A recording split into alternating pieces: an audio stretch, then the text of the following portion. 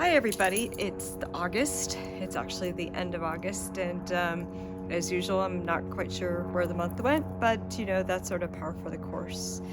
As I am here, and this, all of you will see this probably not for next week, but I thought I would go ahead and talk about September being National Suicide Prevention Awareness Month, whatever you want to call it, and which is why I'm wearing this dress, which you really can't see, so I'll just walk a little bit this way, and there you can see it's got the colors that we use for suicide awareness. Originally started, if you know the history of it, the purple and turquoise. This blue is as close as I could get to turquoise in terms of the swimwear fabric at the time.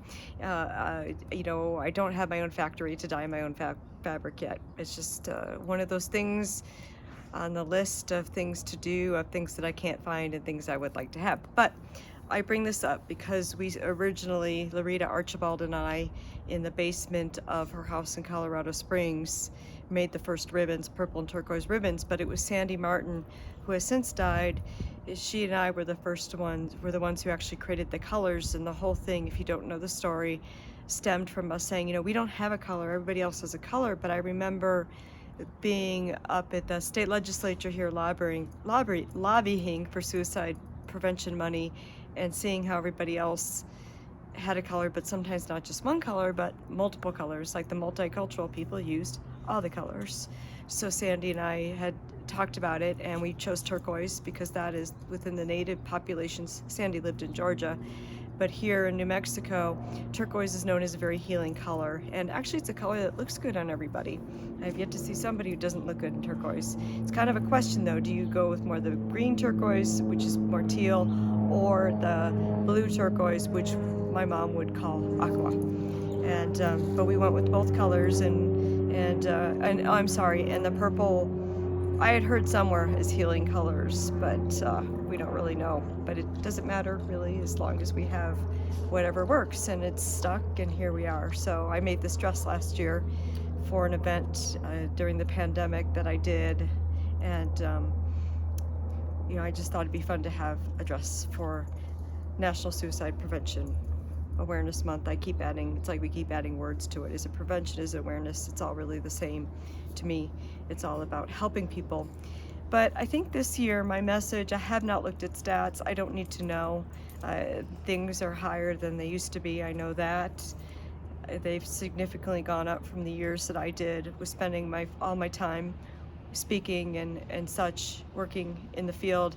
But I think the one thing there's two things that come to me. I wrote my blog this week on how really we are wired for change. We are, maybe wired isn't the right word, but we are sort of like taught how to cope with change, because if you look at so many things in our life, it's like the seasons change, and whether we like it or not, it happens.